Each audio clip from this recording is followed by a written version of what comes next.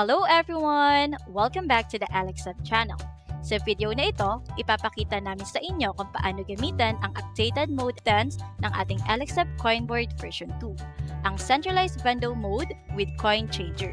So sa mga wala pang idea dito, pwede nyo muna panoorin at i-explore ang video na ito para sa mas detailed na explanation. Kung handa na kayo, tara at tingnan natin kung paano gamitin ang updated mode na ito. Para magamit ang Centralized Vendo mode, kakailanganin natin ang Alexab Centralized Board. So paano ba ito gumagana? Ang system ay nag-work bilang isang centralized vendo, kung saan sa pamamagitan ng isang coin slot, multiple timers at ng Alexab Centralized Board, makokontrol natin ang hanggang 16 na device. At ang update natin sa mode na to, kaya nang magsukli ng system kung sakaling sobra ang binayad or inihulog ng customer. Bukod dito, meron din tayong web dashboard kung saan pwedeng mag-monitor, magbago, or maset ang mga services sa kada terminal. Ma-enable or disable ang auto-changer feature, at ma-monitor ang total income sa Vendo setup. Again, kung wala ka pang masyadong idea sa mode na ito, panoorin mo muna ang video na ito. Ngayon, para sa demo video na ito, gagamitin natin ang centralized Vendo sa isang centralized PisoNet setup. Unahin muna natin i-demo kung paano gamitin ang web dashboard. Kung wala ka pang idea sa pag-connect ng device at pag-access sa web dashboard, panoorin mo muna ang video na ito para sa mas detailed na explanation. Kapag na-access na natin ang web, puntahan natin ang Mode 10 Centralized Vendo. Unahin natin i-explain itong update na ginawa namin. Meron tayong makikita na changer settings, may dalawang option. Una, kapag ang changer status is on, ito ang makikita natin. Itong part na ticket sequence ID at yung reset, mamaya natin malalaman kung para saan ba to. I-focus muna natin itong nasa baba. Una, sa Hopper 1, nakalagay ay 1 peso, ibig sabihin, default or dapat lahat ng coins na ilalagay natin sa Hopper 1 ay puro 1 peso lamang. Sunod naman, para sa Hopper 2, kapag nag-drop down tayo rito, mapapansin nyo na may option na disable. Kapag ito ang pinili nyo, ibig sabihin ay Hopper 1 lang ang magiging active sa system. Tandaan lang na kapag Hopper 1 lang ang ginagamit, 1 peso coins lamang ang dapat ilagay rito. Pero kung sakali naman na gusto nyo na naka-dual Hopper kayo, pwede tayong mamili ng denomination ng coin na pwede nating ilagay sa Hopper 2, pwedeng 5, 10, or 20 pesos. Then, ito namang AMT or amount step, ito naman ang value ng coin step na magagawa natin kada pindot natin sa button. Para mas maintindihan nyo, ipapakita namin ito ng maayos sa actual demo. Ngayon, kung sakali naman na gusto nyo na naka-disable changer, i-off lang natin ito at gagana na ang system sa normal operation. Then para naman sa mga remaining parts ng web dashboard, katulad pa rin ito ng nauna namin na version. At para sa paggamit nito, panoorin nyo ang video na ito para sa detailed na explanation. Sa ayun lamang para sa important update natin sa web dashboard natin. Ngayon na okay na, dumako naman tayo sa connections. Para sa pagwa-wiring, ito ang ating guide na schematic diagram.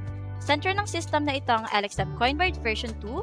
Sa S-pins nito, ikakabit ang Alexab Centralized Board. Mula naman sa PC port ng Centralized Board, ikakabit ang timer na siyang ko-control sa inyong mga load devices gaya ng computer. Ang connection ay simple lang. Ang PC terminal ng Centralized Board ay ikakabit sa coin pin ng timer at ang ground ay sa ground din ng timer. Para naman sa coin slot, ikabit ang 12 volts pin nito sa 12 volts ng Alexab Coinboard version 2, ang coin pin sa CSP ng board at ang ground sa ground din. Para naman sa bill acceptor, ito ang connections. Karaniwan ay color-coded na ang wires nito at kung ano ang makikita nyo sa wiring namin, ganun din ang nasa physical unit nyo.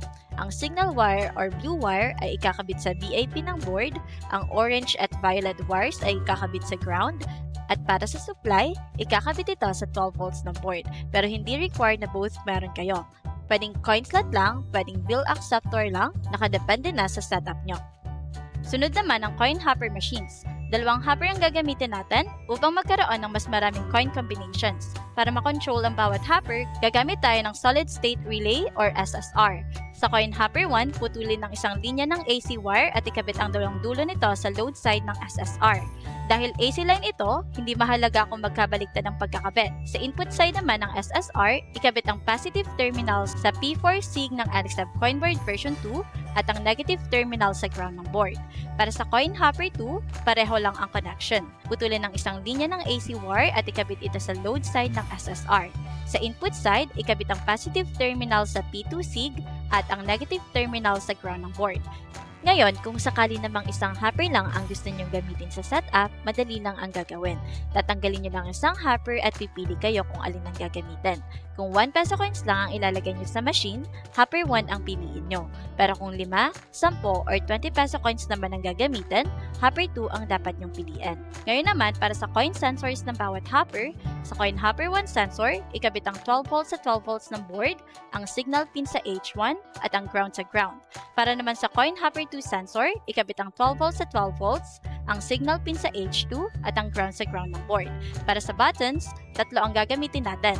Ang button 1, next or add, ay ikakabit sa B1, ang button 2, refuse or minus, sa B2, at ang button 3, select or change, sa B3 ng board. Kung gusto niyo ng dual display, maaari kayong magdagdag ng 20x4 LCD, ikabit ang SCL sa SCL ng board, ang SDA sa SDA, ang VCC sa 5 volts at ang ground sa ground. At panghuli, upang mapagana ang buong system, kakailanganin nyo ng 12 volts 5 amps power supply.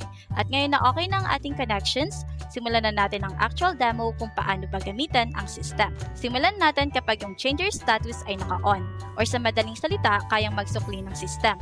Halimbawa, customer ako na gustong gumamit ang centralized PisoNet. Ganito muna ang gagawin ko. Una, maghuhulog ako ng barya or bill. Halimbawa, 20 pesos. Pagkahulog, lalabas sa screen ang interface na ito. Yung credit, yun ang inihulog ko which is 20. Sa spend naman, ito yung gusto ko i-spend the amount mula sa credit ko. Halimbawa, 5 pesos. So, isaset ko yun dito sa spend. Para magawa yon, pipindot lang ako sa add and minus button. Kung mapapansin nyo, isahan lang ang bawas or dagdag kada pindot sa button. Ayun ay dahil ang nakaset dito sa amount steps sa web dashboard ay 1 lang. Ibig sabihin, kada click sa button, plus or minus 1 lang ang magiging action. Pero kung sakali na itaas natin ito, for example, 3 steps, ayun, kada pindot ay plus or minus 3 ang nangyayari. Inalagay natin ito para kung sakali na may sobrang laking credit, ay hindi tayo mahirapan sa pag-adjust ng amount na gusto natin i-spend.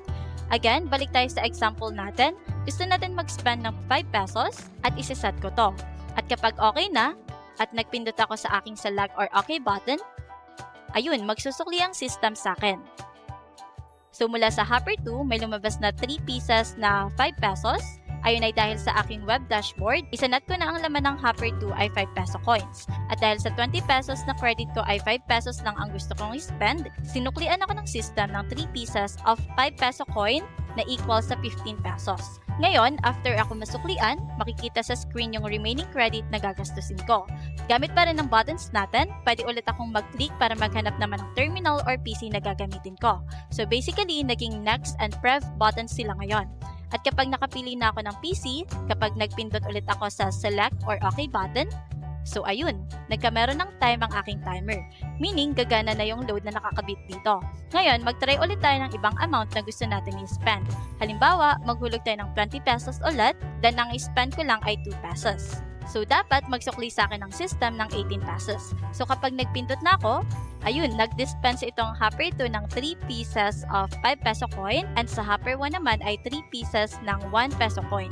A total of 18 pesos. So, ganun nangyayari ang combinations ng coins para masuklian ang user. Sunod, itry naman natin. For example, 20 pa rin ang hulog pero i-spend natin ay 18 pesos. So, 2 pesos lang ang sukli. Kapag nag-click tayo sa select button, so ayun, magdi-dispense si hopper 1 ng 2 pieces of 1 peso coin. Basically, ganito ang logic. Kapag ang change ay kayang ibigay gamit ang coins na nasa hopper 2, siya lang ang magdi-dispense. Kapag kaya naman ng coins ni hopper 1, siya lang din ang magdi-dispense. Pero kapag di kaya na maalin sa kanila, doon na mangyayari ang combination ng coins. What if naman naubusan ang maalin or both hopper ng coins during dispensing ng change? Halimbawa, 20 pesos ang pera ko. Nag-spend ako ng 8 pesos. Dapat 12 pesos ang sukli pero ang dinispense lang sa akin ng hopper ay 5 pesos. So after few seconds na walang nagdi-dispense, lalabas na ang notification na ito na no coins. Then makikita dito ang balance at may makikita ang customer na ID. So para saan ba to? Una, yung balance is ayun ang amount na hindi na isukli sa akin ng system kasi naubusan ng coins ang hopper. Sa case ko, 12 pesos dapat ang sukli pero 5 lang ang lumabas. Kaya may balance pa ako na 7 pesos. Ngayon, for safety, nagge-generate ang system ng ID na pwedeng picturean ng customer bilang proof na hindi sakto yung naging sukli sa kanya. Nag-a-act ito as reference number. Kasabay nito, may magno-notif naman dito sa web dashboard para i-inform ang owner na merong customer na hindi nasuklian ng sapat. And at the same time, sa notification din na ito, makikita yung ID na nakadisplay kanina sa screen. Ito ngayon ang magiging reference naman ng may-ari once na may customer na nag-ask for balance. Bukod doon, once na naubusan ng laman ng hopper or sa madaling salita, hindi na ito kayang magsukli, automatic na i-disable ng system ang changer status. Ibig sabihin, ang mga susunod na transaction ay magiging normal operation na lang na hindi kayang magsukli. Ngayon, kapag na-refill na ng may-ari ang hoppers, ay nag-click siya dito sa Refill and Enable Changer button sa dashboard, mababalik na ulit ang changer ng system. Ngayon, yung total sequence ID naman na nabanggit natin kanina na makikita sa web dashboard, pwede natin ito i-reset para bumalik mula sa simula yung nagja-generate na ID kapag may customer na di nasusuklian ng sapat or kapag nawawala ng laman ng hoppers. So, ganun lang gamitin itong changer feature natin. Meron itong mga safety feature para both customer and owner are safe sa paggamit ng system. Bago nyo ito gamitin, siguraduhin na aralin muna ng maayos ang web dashboard, schematic diagram, physical wirings, and kung paano gumagana ang mismong operation ng system. And as an owner, make sure to inform yung mga customer na gagamit para alam nila ang gagawin nila if ever may mga di nasuklian ng sapat. Para sa inyong mga questions, concerns, at suggestions, open na open kami para tumulong at sumagot. Again, this is Alex Hub, empowering your businesses. Thank you for watching!